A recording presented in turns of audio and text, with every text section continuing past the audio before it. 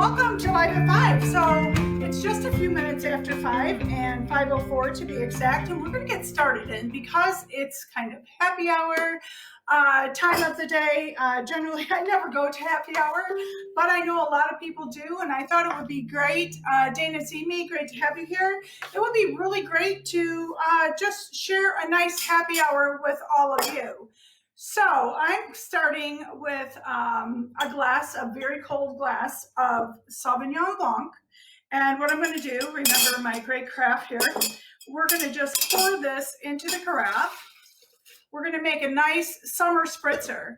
So if you entertain guests, of course, you want to make sure that you have a very light drink, but you want to be sociable. If you don't drink, you still want to be sociable with your friends. And of course, because you're the hostess with your guests, you want to make sure that everything is complete and also that you join in with your guests. But you also want to give people drinks. If you're not opening bottles of wine, you might want to use carafes of drinks or different things like that. But today I'm going to make, this is club soda. You can use club soda or Perrier or any kind of fizzy. If you want it sweeter, you could use a Sprite if you wanted to use that, or 7-Up. But this is just club soda. So we're just going to pour it in here with our wine.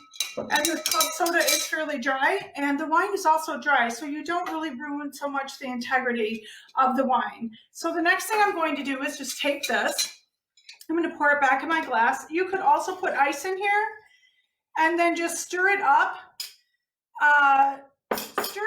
And then very simply serve it very, very cold. You never want white wine to be warm, so make sure. What I'm going to do now is I'm just going to take, this is the zest, I zested this lemon, but I have enough left that I can kind of go around where I see, and it's okay if we drop those.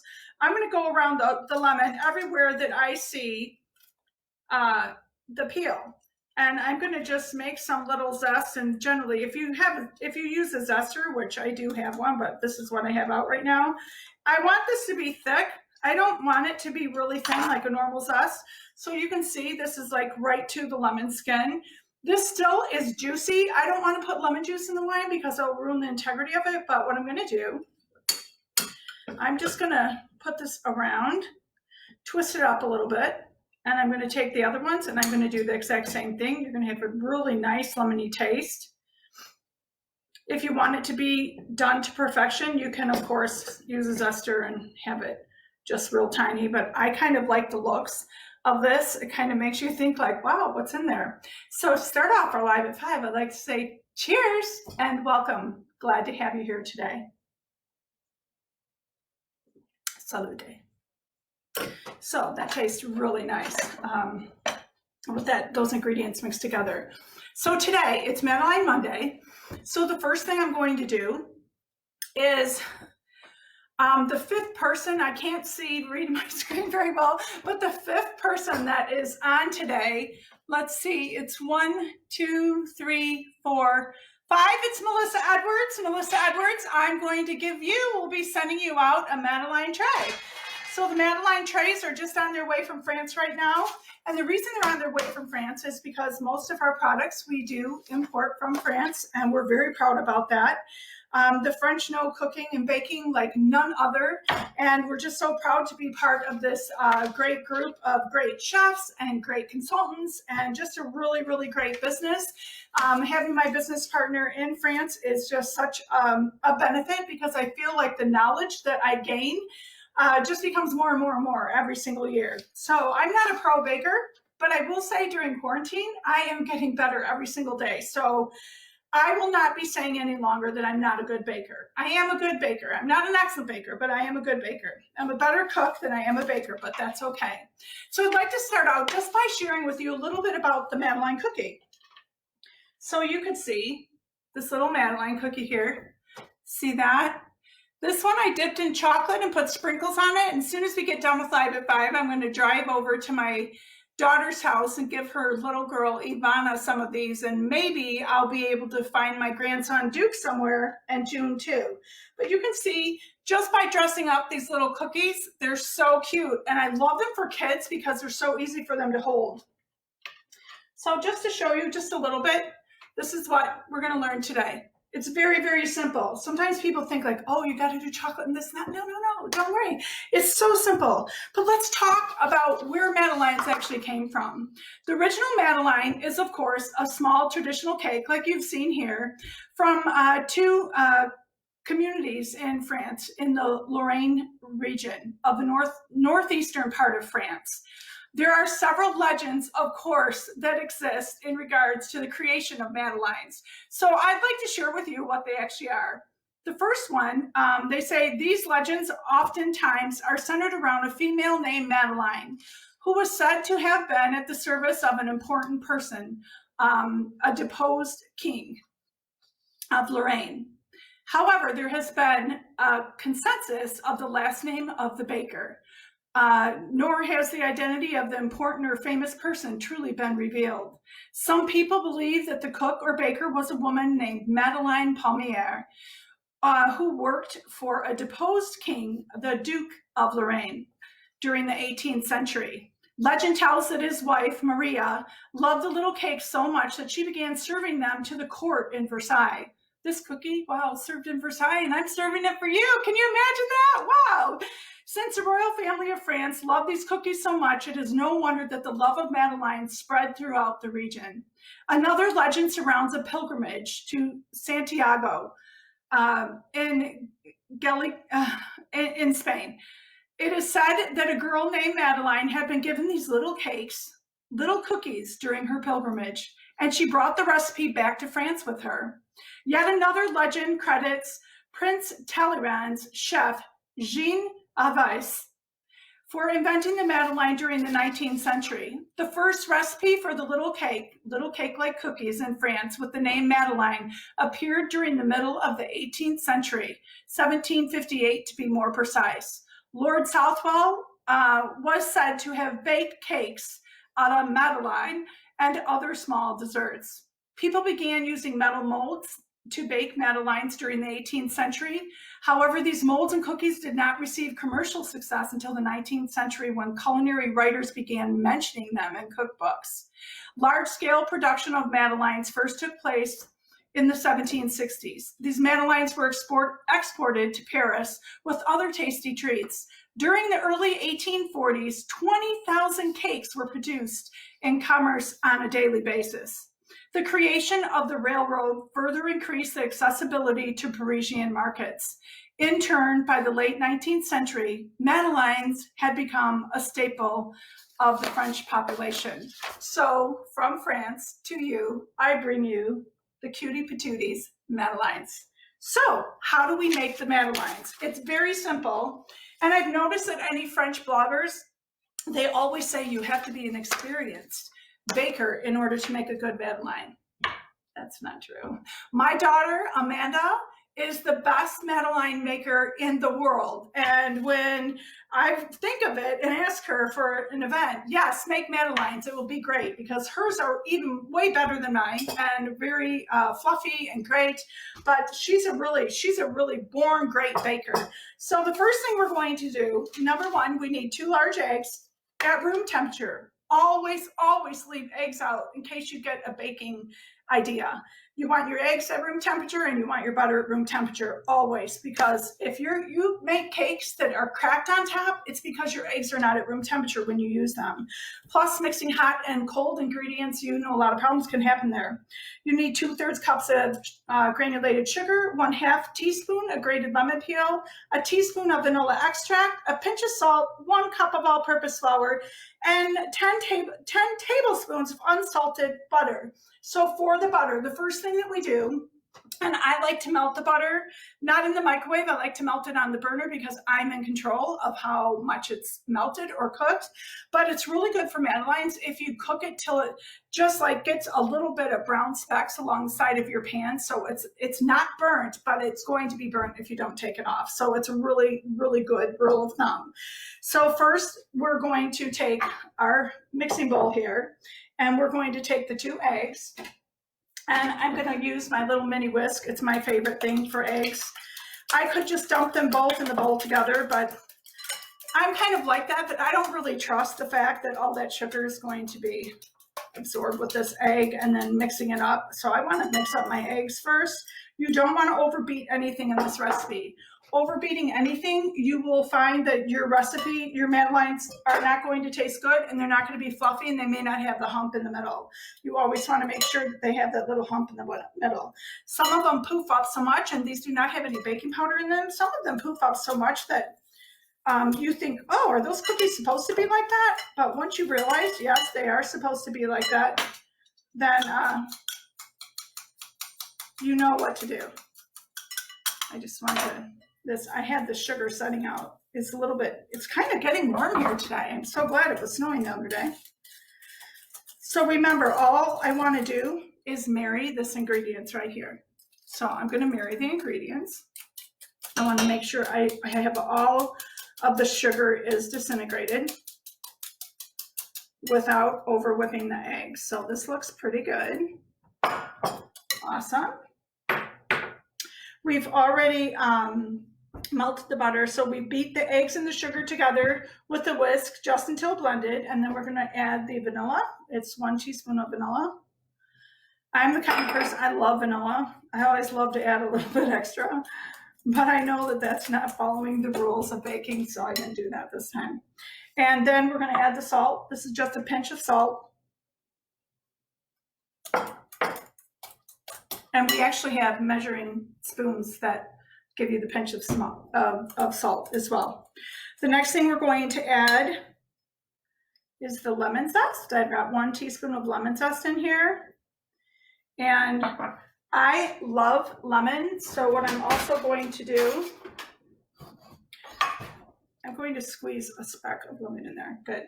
Just about a teaspoonful, because sometimes the zest doesn't give it enough lemon flavor. And wow, you can really smell the lemon now. It smells so good. It's really awesome. We've already got the butter melted, of course, and then you melt the butter, then you put it in the refrigerator and take it out before it actually solidifies. And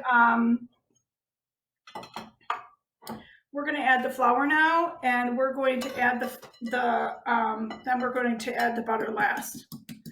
I never, ever, this is 1 cup of flour, never ever want to add all of my flour at once, because you really ruin the consistency that you have going on there.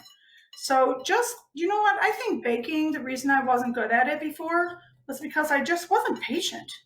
I want everything to get done right now. Ask the girls who work for me. I'm like, I'm yesterday. It's done yesterday. So I want everything done right now, and that's problematic when you're baking, because you shouldn't be like that if you're baking. So we're just mixing this in. I usually do it in like thirds. So I'm just going to continue mixing this. You're not beating this. You don't ever need to put this mix into the KitchenAid or the mixer, or use a hand mixer. Just use your hand. It's really easy to mix. And if you have the help of this little mini spatula, it's good. As you can see, I'm leaving a little bit of the flour. You can still see it in there, but it's okay, because in the end, I'm going to fold it all together. So this is our 1 cup of flour, and I'm doing this with the mini whisk because the large whisk in this bowl is too large. You have really good precision and control when you use a mini thing, like a mini whisk. You use a mini cup.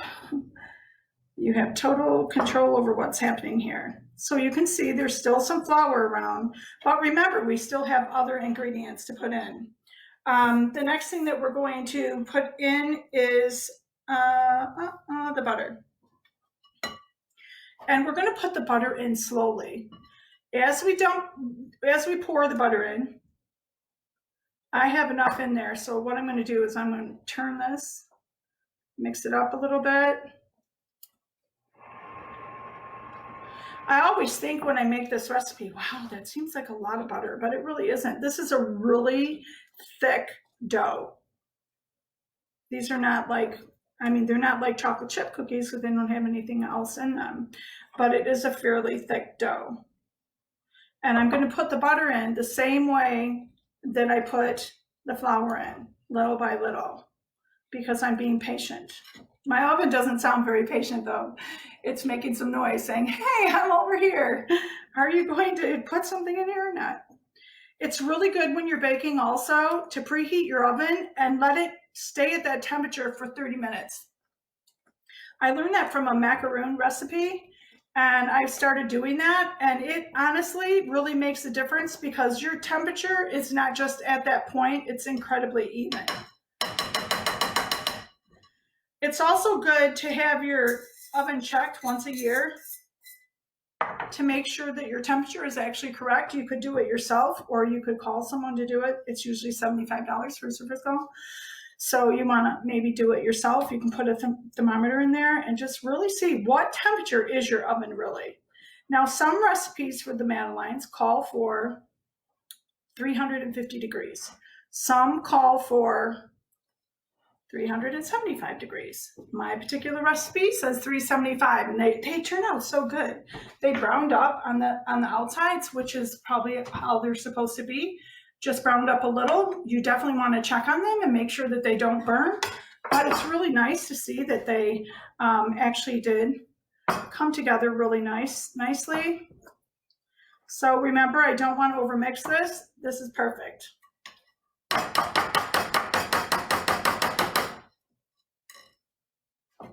Then, how's everybody doing? Are you doing good? In a minute, once I get these into this Madeline tray. So Madeleine cookie is a Madeline cookie. The shape looks like a shell. And Madeline cookies are not Madeline cookies unless you have them in that type of shell. So I like to use a spoon. You could use a tablespoon, but I want to make 20 cookies. So if I use a tablespoon, I might over scoop. So generally, I just scoop like this. You want to make sure you spread it throughout. Kind of get your spoons working for you. Don't worry if they don't look perfect, because we're going to fix that in the end. We can do one row. Hopefully you can see what I'm doing right here. Anybody making a wine spritzer? It's okay, it's not Friday, it's Monday. So,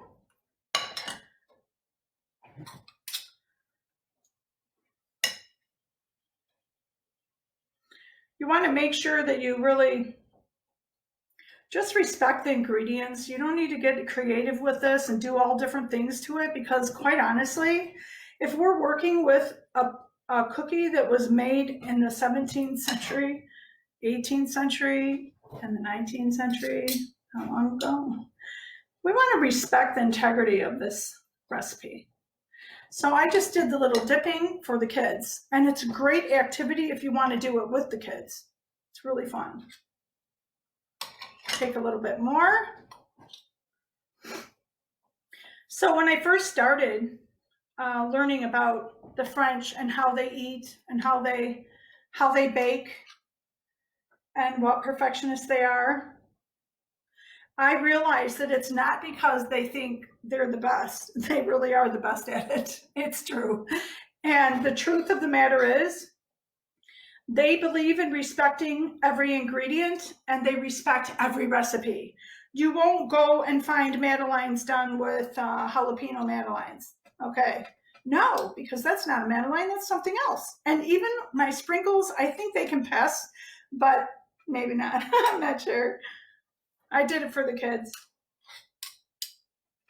My beauty babies. They're so cute. They're getting so big. Oh my goodness.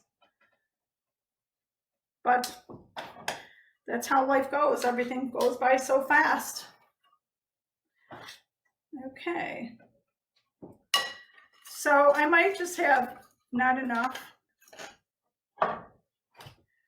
It's very strange because when I made them earlier today, same thing happened. I had enough for all but two. So I'm wondering about that. So normally if you use your Madeline tray or any tray and you do not have, some of them have, I think, more in them than others, but if you don't use two of the wells, you generally want to put some water in there. Because Flexipan, this is Flexipan, this is a Madeline Flexipan. Flexipan was made for everything to be covered, not anything empty. So I'm just going to, this is important to do this whenever you're baking cookies or cakes.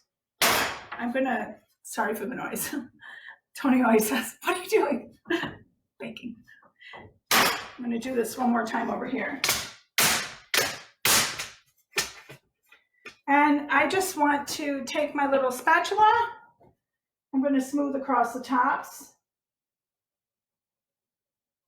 When you hit it on the counter, it's so you get the air out.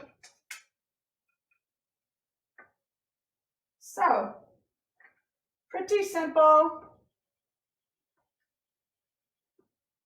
Okay, we're gonna just put these in the oven.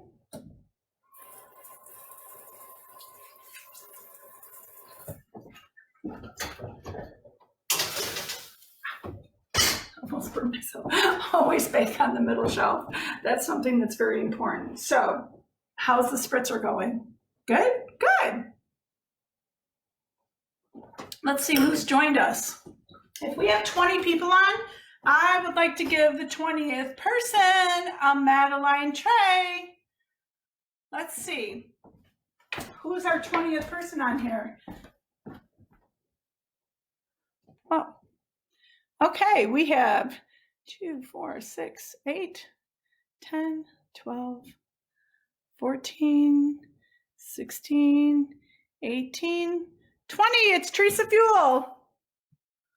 Teresa Fuel, you are the lucky winner of a Madeline tray. So awesome. Congratulations. Wow, lots of great comments here today. Oh, it's too early on the West Coast for wine, but don't worry. I saw you do a happy hour, and you made these huge miotos. Is that the ones? Yeah. That was quite amazing. So, yeah. Hi, Amanda. I'll have to save you some Madelines, too. Thanks for joining us. So now I really want to show you how you can actually take a Madeline and do something different with it. So remember when I had the chocolate last week? And the chocolate, you can literally, you could see here, this is my double boiler today. I know, it's crazy. It's so simple though. Just to plug that in, and the water boils, and you can walk away and leave the chips in there. Nothing will stick as long as you're using a true stainless steel. So look at how beautiful the chocolate is. So very simply, I'm gonna put my water back over here, and then I'm going to take the cookies, and I put chocolate on the larger end because remember, this is for the children to hold it or anyone to hold it. So you can tip your pan and just simply dip it in there, and you can dip it kind of sideways like that. So you have this nice little dip. And then I'm going to set it here. You can put it on a Silpat or the roll pat. Let's see, where can you see it? Over here. Okay, and then I'm going to take, I like the pink sugar. Of course, I put the top on it tight.